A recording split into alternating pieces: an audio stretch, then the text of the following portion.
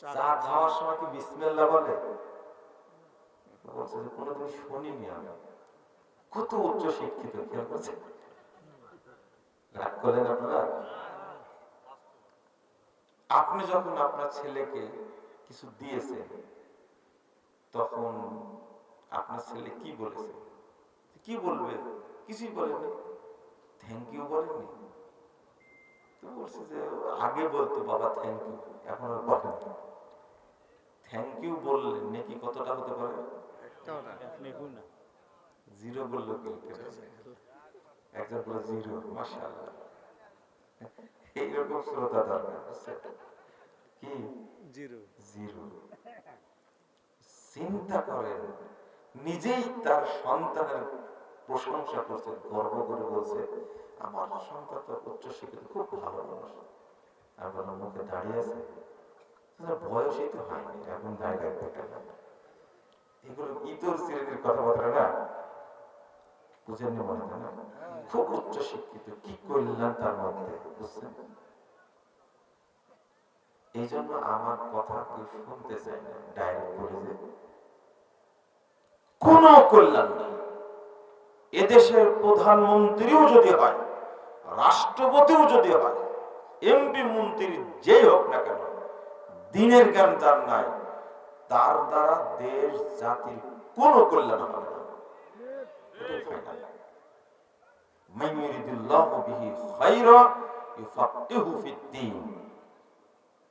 আল্লাহ তাকে দিনের জ্ঞান দান করে, কল্যাণ চান। আপনাকে আল্লাহ দেননি, কল্যাণ চাননি। আরেকটা হাদিস, এটা হল ৭১ নম্বর হাদিস, সহিহ বুখারী 1853 নম্বর হাদিস। হাদিসটা সনদ সহিহ, আলবানী রাহিমাহুল্লাহ সহিহ। ইন্নাল্লাহা ইউবগিযু কুল্লা আলিমিন বিদ-দুনিয়া জাহিলিন বিল আখিরাহ। যারা দুনিয়াবি জ্ঞানে প্রাজ্ঞ, অভিজ্ঞ, বিজ্ঞ, পুক্ত, বুঝেন না, সব জানে, সেই স্মার্ট, জ্ঞানী মানুষ। আর দেখছি তো সবই জানা আছে। কিছু লোক বলে না দুনিয়া বিজ্ঞানের সব অভিজ্ঞ, জাহিলিন বিল আখিরাহ।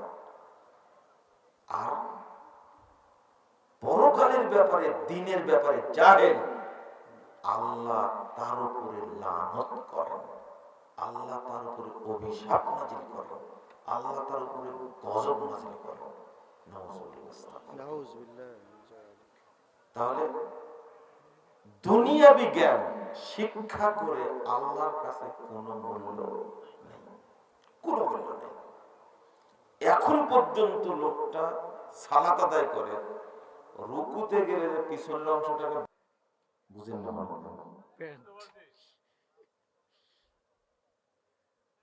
মুখ ঢেকে লাভ নাই। আপনার সংশোধনের জন্য বলছি, সেজদায় গেছেন, প্যান্টের অর্ধেক কি পিছনে চলে গেছে না?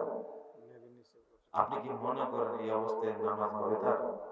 এটা শয়তানও বিশ্বাস করবে কোনদিন না, নামাজ হবে, শয়তান বিশ্বাস করবে না। আস্তাগফিরুল্লাহ, আস্তাগফিরুল্লাহ।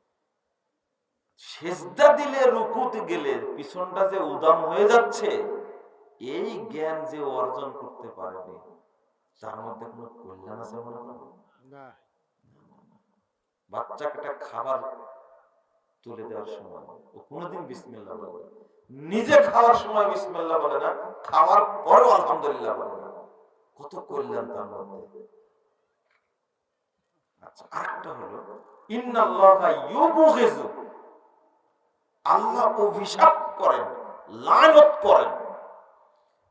এই জন্যই তো আপনার সন্তান উচ্চ শিক্ষা অর্জন করেছে, জার্মানিতে গেছে, ডিগ্রি নিয়ে আসছে, বাংলাদেশে এসে ও ইন্টারন্যাশনাল চোর হয়েছে। বুঝেন কেন বললাম চোর হয়েছে জানেন? বিদেশ থেকে পড়েছে। দেশে পড়লে ন্যাশনাল চোর হতো, আর বিদেশে পড়ে কি চোর হয়েছে? ইন্টারন্যাশনাল চোর হয়েছে। মনে করা হয় সচিব হয়েছে, না হলে বিচারপতি হয়েছে। এক বিচারপতির কারণে দীর্ঘ 17 বছর কত মানুষ যে মারছে আর কত মানুষ যে গুম করেছে এর হিসাব নেই। কি শয়তান পয়দা করেছে বুঝতে পারছেন? মনে পড়ে আপনাদের কাছে? পড়ে না? শুধু এক রায়ের কারণে ওরাই কামড়া কামড়ি করে, খায় খায়, মানুষ কেন বোঝেননি কথা? কামড়া কামড়ি করছে ওরা, করুক, ওইভাবে তো। কিন্তু একাই খাবে এই চিন্তা করে একবারে একটা সংবিধানের অর্ধেক চেঞ্জ করে দিল, দিয়ে মারামারি পথটা কি করলো, বের করলো, তাই না? এইরকম সন্তান পয়দা করে তার বাপ মা ভুল করেনি? কত বড় ভুল করেছে বলেন আপনি? তার বাপ মা কি পরিমাণ ভুল করেছে। আল্লাহ যেন এরকম সন্তান কাউকে না দেয়, বলেন আমিন। আপনি বলবেন এত পড়াশোনা করার পরে খারাপ হলো, আপনি নিজে দেখেন খারাপ হচ্ছে কিনা। একজন সচিব ৫,০০০ টাকা চুরি করেছে, বিসিএস ক্যাডার হয়ে অনেক পড়াশোনা করে সে এই চুরি করাটা শিখেছে। বুঝলেন কেন? আপনার টাকাটা কাজে লাগবে না কেন? কি কারণ? মূল কারণ এটা অভিশাপ। কার অভিশাপ? আল্লাহর অভিশাপ। কোন দিন কল্যাণ করতে যাবে। আপনি মনে করছেন বর্তমান সরকার চালাচ্ছে, এদের মধ্যে কি কল্যাণ নাই? জিরো আছে, থাকবে না কেন? কল্যাণ কি আছে? জিরো আছে। কি করতে ভালো বলে দেখি? ক্ষমতা পাইছে, কিছু কামায় নাই, তাই না? যাওয়ার পরে বুঝবেন না কি করেছে, বুঝলেন তাই না? কি গর্বের সাথে বলছে নির্বাচন ৫ বছরের, গণভোট ১০০ বছর। বুঝেন কি করে রাখছে? আর প্রচারণা চলছে হার ভোটের পক্ষে, তাই না? খুব প্রধান উপদেষ্টার মেসেজ ৩ মিনিট সময় দেন, গণভোট বুঝে নেবেন, তাই না? আপনার তো খুব পণ্ডিতের ব্যাপারে, আমি অতটা জানি না। আমাকে কেউ হোয়াটসঅ্যাপে দিলে তারপরে বুঝতে পারি, তার আগে বুঝতে পারি না। কি সুন্দর করে প্রচারণা চালাচ্ছে গণভোটের পক্ষে। চলে যাওয়ার পরে বুঝবেন কাদের হাতে দায়িত্ব দিয়েছিলেন, তার আগে বুঝবেন জিনিস একখানে। কথা ওইটাই, মাইয়ুরিদুল্লাহু বিহি খায়রান ইউফাক্কিহু ফিদ্দীন। আচ্ছা, আপনি আপনার সন্তানকে কেন ওই জায়গাতে ভর্তি করলেন যেখানে বানর পয়দা হয়? বুঝেন না মনে হয়? বুঝবেন আমার কথা? যে টিচার মুইতে পানি নেই, ওর কাছে যদি পড়ার আপনার সন্তান, ও কি হবে বলেন তো দেখি? যে টিচার নামাজই পড়ে না, ও কি হবে পড়ে ওর কাছে পড়ে? যে টিচার বহু মহিলার সাথে পরকেশার ছাত্রীর সাথে পরকিয়া করে, ওই টিচারের কাছে আপনার মেয়েকে পড়তে দিচ্ছেন, কি সুন্দর ব্যবস্থা, তাই না? মারহাবা, আস্তাগফিরুল্লাহ। কোনদিন চিন্তা করেছেন যে টিচাররা না ভেন্টিলেশনে দিয়ে রাখছেন আপনারা, আদব যে কত গুরুত্বপূর্ণ। লা হাওলা ওয়ালা কুওয়াতা ইল্লা বিল্লাহ। আমাদের সন্তানগুলো এত বেয়াদব হয়েছে, মুরব্বী এবং অভিভাবক বা অন্য কিছু, তাদেরকে তারা সম্মান দিতে জানে না। এই জন্য রাসূল সাল্লাল্লাহু আলাইহি ওয়াসাল্লাম বলেছেন, লা তারফা আনহুম আসাকা আদাবা। তুমি পরিবার থেকে আদবের লাঠিকে উঠায় নিও না।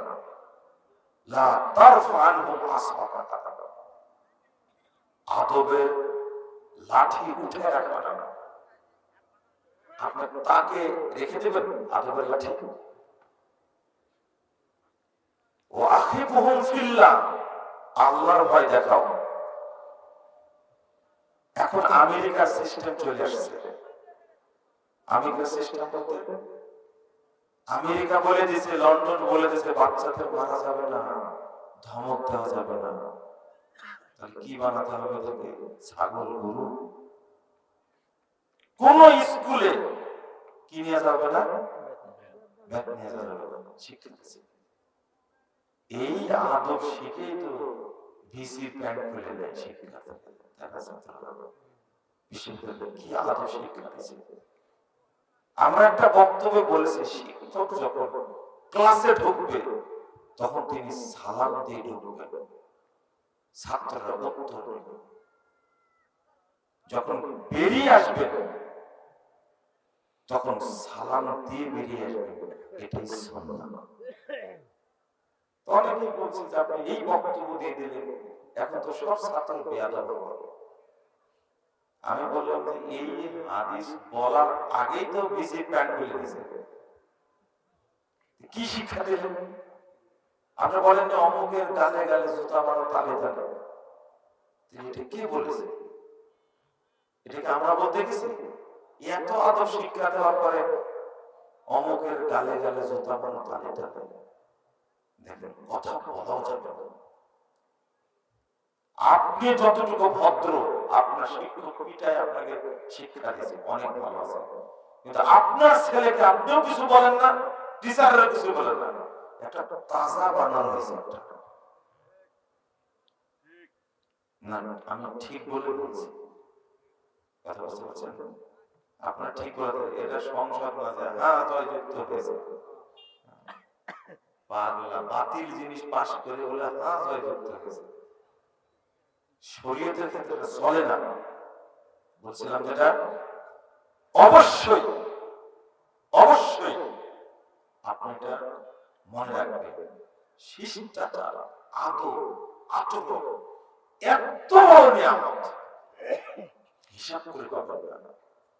রাসূলুল্লাহ সাল্লাল্লাহু আলাইহি ওয়াসাল্লাম বলেন, মা মিন শাইইন আসকালু ফিল মিজান মিন হুসনিল খুলক। যত ইবাদত দাঁড়ি পাল্লায় মাপা হবে, তার মধ্যে সবচেয়ে বেশি ভারী হবে আদবের নেকি, শিষ্টাচারের নেকি সবচেয়ে বেশি ভারী হবে। কেন এত দাম? কেন? তাই আল্লাহ বলেছেন, কু আনফুসাকুম ওয়া আহলিকুম নারা। এর অর্থ হলো তাকওয়ার নসিহত করব, আর দেব তাকওয়াশীল হলে আর শিষ্টাচার ভিতরে থাকলে ওই ব্যক্তি কখনো জাহান্নামে যাবে না। মুহাম্মদ রাসূলুল্লাহ সাল্লাল্লাহু আলাইহি ওয়াসাল্লাম বলেন, ইন্নাল মুমিনা লা ইউদরিকু বিহুসনি খুলকিহি দারাজাতা কায়মিল লাইলি সায়মিন নাহার। একজন লোক তাহাজ্জুদ পড়ে না, নফল সিয়াম পালন করে না, কিন্তু মুহাম্মদ সাল্লাল্লাহু আলাইহি ওয়াসাল্লাম বলেছেন যদি ওর মধ্যে শিষ্টাচার থাকে, আদব থাকে, রাসূল সাল্লাল্লাহু আলাইহি ওয়াসাল্লাম বলেছেন ওই ব্যক্তি পূর্ণ বছরে তাহাজ্জুদের নেকি পূর্ণ এই সিয়ামের নেকি সে পেয়ে যাবে। মানে টানা একজন ব্যক্তি নিয়মিত নফল সিয়াম পালন করে, সে যেমন নেকি পায়, সিয়াম না পালন করে একজন ব্যক্তি যদি আদব থাকে, তার মধ্যে ভদ্রতা থাকে, নম্রতা থাকে, আল্লাহ তাকে সমপরিমাণ নেকি দান করবে। একজন ব্যক্তি তাহাজ্জুদ পড়ে যে নেকি অর্জন করবে, তাহাজ্জুদ পড়ে যে নেকি অর্জন করবে, যদি ভদ্রতা থাকে, তাহাজ্জুদ না পড়ে, তাহাজ্জুদ সমপরিমাণ নেকি আল্লাহ তাকে দান করবে। রাসূল সাল্লাল্লাহু আলাইহি ওয়াসাল্লাম এটাও বলেন, মাই ইউহরামির রিফক ইউহরামিল খায়র। যাকে ভদ্রতা দেওয়া হয়নি, মাহরুম করা হয়েছে, তাকে যাবতীয় কল্যাণ থেকে বঞ্চিত করা হয়েছে। ওর মধ্যে কোনো কল্যাণ। আপনি নম্র হন, ভদ্র হন, আল্লাহ আপনার মধ্যে অনেক কল্যাণ দেবে। আপনার আচরণ খারাপ, মুখের ভাষা খারাপ। আদবটা এত বড় নিয়ামত। রাসূলুল্লাহ সাল্লাল্লাহু আলাইহি ওয়াসাল্লাম বলছেন, মান উতিয়া হাসাহু মিন রিফক ফাকাদ উতিয়া হাসাহু মিন খায়রিদ দুনিয়া ওয়াল আখিরাহ। আল্লাহু আকবার। যাকে আদব শিষ্টাচার দেওয়া হয়েছে, মুহাম্মদ সাল্লাল্লাহু আলাইহি ওয়াসাল্লাম বলছেন, তাকে দুনিয়ায় এবং আখিরাতে যাবতীয় কল্যাণ দান করা হয়েছে। মানে যে ব্যক্তির মধ্যে আদব আছে, এই ব্যক্তি যাবতীয় কল্যাণ পাবে আল্লাহর পক্ষ থেকে দুনিয়াতে, আর মারা গেলে সে জান্নাত পাবে শুধু আদব থাকার কারণে। আদব এত গুরুত্বপূর্ণ। আদব আপনাকে শিক্ষা দিতে হবে সন্তানকে। কথা বুঝতে পারলেন? কে ভূতে শিক্ষা দেবে, অন্য লোক শিক্ষা দেবে না, আপনি আদব শিক্ষা দেবেন। আর এই ক্ষেত্রে সবচেয়ে গুরুত্বপূর্ণ ব্যক্তি আপনার স্ত্রী। কে? আপনার স্ত্রী।